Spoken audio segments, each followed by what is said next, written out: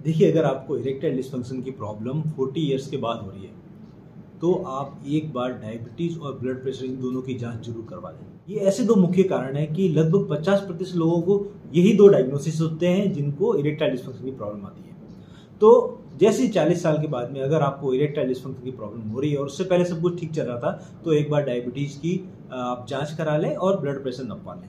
अब अपन बात करते हैं कि डायबिटीज आपके सेक्सुअल हेल्थ को कैसे खराब करता है। देखिए, ऐसा है कि डायबिटीज एक ऐसा धीमा जहर है। उससे क्या होता है कि एक तो आपके सेक्स करने की इच्छा कम हो जाती है। उसके बाद में उससे क्या होता है कि प्रीमैच्योर इजैकुलेशन, मतलब आप अगर सेक्स कर रहे हैं तो जल्दी वीर्य निकल जाएगा, तो प्रीमैच्योर इजैकुलेशन हो सकता है। उससे इरेक्टाइल डिस्फंक्शन मतलब लिंग में तनाव नहीं आता। और उसके अलावा उसमें पेनिस के अंदर इन्फेक्शन भी हो सकता है जिसको अपन बेलिनाइटिस कहते हैं। तो किसी भी तरीके के लक्षण आ सकते हैं आपको डायबिटीज की वजह से। उसके साथ साथ में रिट्रोग्रेड इजैकुलेशन मतलब वीर्य जो है वो यूरिथ्रा से बाहर निकलने की बजाय ब्लैडर के अंदर निकल जाता है। तो ये कुछ समस्या है जो कि आपको डायबिटीज होने की वजह से हो सकती है। अब लैक ऑफ डिजायर एक्चुअली क्या फीमेल और मेल दोनों में होती है, ये लैक ऑफ डिजायर, और 40% लोगों को प्री मैच्योर इजैकुलेशन हो जाता है अगर आपको डायबिटीज है।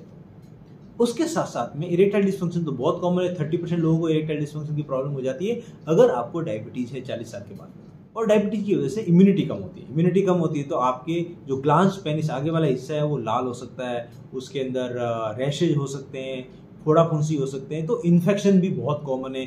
फंगल इन्फेक्शन जो है यूजुअली होता है जिन लोगों को डायबिटीज हो उनके अंदर।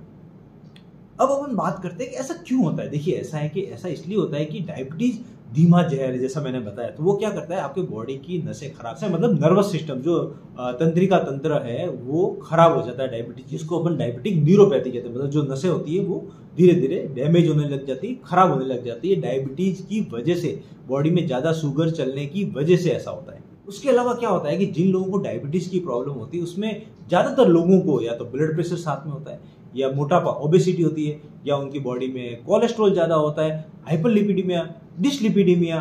तो ये सारी समस्याएं होती है। तो उससे क्या होती है कि आपके ब्लड सप्लाई होती है पेनिस की, उसके अंदर भी प्रॉब्लम आने लग जाती है, वो वीक हो जाती है, कमजोर आ जाती है। ऐसा इसलिए क्योंकि वहां पर फैट जमा हो जाता है नसों के अंदर, जिसको अपन आर्टीरियोस्क्लेरोसिस बोलते हैं। तो आर्टीरियोस्क्लेरोसिस डायबिटीज में कॉमन है।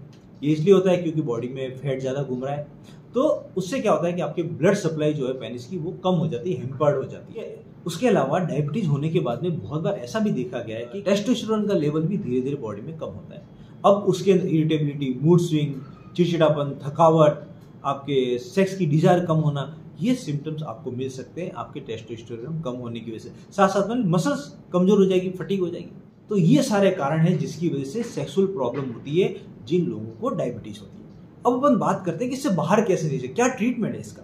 तो देखिए, सबसे पहले तो ये कि जैसे ही आपको ये पता लगे कि आपको डायबिटीज है, आपका ब्लड शुगर लेवल जो है वो रेगुलरली आप मॉनिटर करें और वो कंट्रोल में होना चाहिए, सबसे पहले। दूसरा, अगर ब्लड प्रेशर भी है तो वो भी कंट्रोल में होना चाहिए। तीसरा, कोलेस्ट्रॉल अगर आपका ज्यादा चल रहा है, डिसलिपिडीमिया चल रहा है, तो उसको भी कंट्रोल में रखिए। चौथा, मोटापा, जो चीजें आपके हाथ में है उनको आप कंट्रोल करो। मोटापा उसको कंट्रोल करो, डाइट से करो, एक्सरसाइज से करो। तो क्या होगा कि आपके ब्लड सप्लाई जो है वो अच्छी हो जाएगी पेनिस की। अब अपन बात करते हैं एक्सरसाइज की। देखो, एक्सरसाइज करने से मसल स्ट्रेंथ बढ़ती है, खून का दौरा बढ़ता है, हार्ट ठीक होता है, ब्लड प्रेशर भी कंट्रोल आता है, शुगर भी कंट्रोल रहता है। जो लोग रेगुलर एक्सरसाइज करते हैं उनका शुगर ज्यादा बढ़ता नहीं है। तो रेगुलर एक्सरसाइज करनी चाहिए, उसकी वजह से ब्लड सप्लाई अच्छी हो जाएगी। इवन पेनिस की ब्लड सप्लाई भी अच्छी हो जाती है जो रेगुलर एक्सरसाइज करता है। अब अपन बात करते हैं कि वेट को कंट्रोल करने के लिए आपको डाइटिंग करनी चाहिए। मतलब फाइबर डाइट बढ़ा दो, फ्रूट्स ज्यादा खाओ, आप ऐसी चीजें खाओ जिसमें प्रोटीन है, लेकिन कार्बोहाइड्रेट कम कर लो, फैट एलिमेंट्स आप कम कर लो।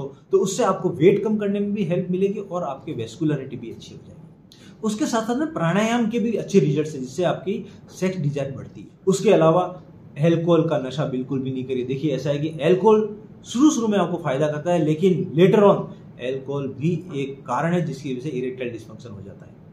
और स्मोकिंग तो सारे परेशानियों की जड़ है। देखिए, वो आर्टीरियोस्क्लेरोसिस करती है। वो क्या है कि जो अपने खून की नसें हैं उसके अंदर जम जाते हैं उसके एलिमेंट्स। तो उसकी वजह से आपके ब्लड सप्लाई कम हो जाती है। तो जो लोग स्मोकिंग करते हैं उनको हार्ट की प्रॉब्लम बहुत कॉमन होती है, लंग्स फेफड़ों में प्रॉब्लम होने लग जाती है, कैंसर होने लग जाती है, इरेक्टाइल डिस्फंक्शन होने लग जाती है। तो ये सारी समस्या स्मोकिंग की वजह से हो सकती है। तो कंट्रोल करो स्मोकिंग को, छोड़ दीजिए स्मोकिंग। अब अपन बात करते हैं मेडिसिन की। देखिए ऐसा है कि मल्टीपल प्रॉब्लम्स होती हैं जिन लोगों को इरेक्टाइल डिस्फंक्शन होती है, जैसे शुगर की बीमारी है, बीपी भी है, मोटापा भी है, कोलेस्ट्रॉल भी ज़्यादा है, तो क्या है बहुत सारी दवाएं चलती रहती है। न्यूरोपैथी है, पाँव की नसों में सुनपन है, तो क्या है बहुत सारी दवाएं चलती रहती है। तो डॉक्टर को जरूर बताएं कि साहब मेरे को इरेक्टाइल डिस्फंक्शन भी हो रहा है, तो ऐसी कोई दवाई तो नहीं जिसकी वजह से ईडी बढ़ जाए, इरेक्टाइल डिस्फंक्शन प्रॉब्लम हो जाए, तो आप इसमें से दवाई कम कर दीजिए। तो डॉक्टर आपकी जो पहले की दवाएं चल रही उनमें से कुछ ऐसी दवाइयां कम कर देंगे जिसकी वजह से इरेक्टाइल डिस्फंक्शन हो रहा हो या कंट्रीब्यूट कर रहा हो। अब अगर जैसे आपको पेनिस में अगर इन्फेक्शन हो रखा है, पेनिस के ग्लांस वाले हिस्से के अंदर इन्फेक्शन हो रखा है, डायबिटीज कम होने की वजह से फंगल इन्फेक्शन या कोई और बैक्टीरियल इन्फेक्शन होना जो है वो बहुत स्वाभाविक है और देखा जाता है, तो उसका ट्रीटमेंट करें। आप स्किन एंड बीडी वाले डॉक्टर होते हैं उनके पास जाइए, आप चेकअप कराइए और अपने एंटीबायोटिक स्टार्ट करवाइए, एंटी फंगल ट्रीटमेंट स्टार्ट करिए और हाइजीन साफ सफाई जरूर रखें। अब हम बात करते हैं टेस्टोस्टेरोन। देखिए टेस्टोस्टेरोन यूजुअली आप चेक कराओगे तो नॉर्मल होता है। डायबिटीज वाले पेशेंट के अंदर हो सकता है थोड़ा बहुत लोअर मिले, कम मिले, लेकिन वो कैसे ठीक होगा? अगर आप रेगुलर एक्सरसाइज करते हो तो उसमें इंप्रूवमेंट आ जाएगा, आप हेल्दी डाइट ले रहे हो, आप वेट आपका कंट्रोल है तो वो नॉर्मल रहता है। तो कोशिश करो कि आप टेस्टोस्टेरोन लेवल जो है वो नॉर्मल रहे। लेकिन सबसे महत्वपूर्ण बात यह है कि ज्यादातर लोगों को बाहर से टेस्टोस्टेरोन लेने की जरूरत नहीं पड़ती डायबिटीज के लोगों के अंदर। तो आप थोड़ा सा आप एक्सरसाइज रेगुलर करें, वेट कंट्रोल करें, हेल्दी लाइफ स्टाइल रखें, तो ऑटोमेटिकली अगर थोड़ा बहुत भी आपके टेस्टोस्टेरोन लेवल कम होगा तो वो नॉर्मल हो जाएगा। तो आप इसकी टेंशन नहीं लें कि जैसे डायबिटीज हुआ, ईडी है, तो आप जाकर के टेस्टोस्टेरोन का लेवल करा रहे हैं और बाहर से टेस्टोस्टेरोन ले रहे हैं। ऐसा है कि टेस्टोस्टेरोन का डायरेक्ट कोई रिलेशन नहीं है इसके अंदर, बट टेस्टोस्टेरोन का लेवल डायबिटिक वाले पेशेंट्स के अंदर कम हो जाता है। अब अपन बात करते हैं मेडिसिन की। PDE5 इनहिबिटर, देखिए ऐसा है कि PDE5 इनहिबिटर जो है वो हेल्प करती है, लेकिन अगर साथ में आपको कार्डियक प्रॉब्लम है, नाइट्रेट चल रही है, कुछ और ब्लड प्रेशर की प्रॉब्लम है, तो आप ये नहीं ले सकते PDE5 इनहिबिटर। इस पर मैंने अलग से वीडियो बनाया कि डायबिटीज़ वाले पेशेंट क्या व्याग्रा, सिल्डेनाफिल, टाडाफिनिल ये मेडिसिन ले पाते हैं या नहीं ले पाते, तो वो जरूर देख लें। उसके अलावा दूसरे ऑप्शंस भी अवेलेबल है, जैसे आप इंजेक्शन भी लगवा सकते हैं पेनिस के अंदर। उसके अलावा जैसे वैक्यूम थेरेपी अवेलेबल है, इम्प्लांट भी आजकल लगते हैं। तो बहुत सारे ऑप्शन आपके पास में अवेलेबल है इरेक्टाइल डिस्फंक्शन की प्रॉब्लम अगर आप हो रही है और आपको डायबिटीज है। तो दोस्तों आशा करता हूँ कि ये वीडियो आपके काम आएगा।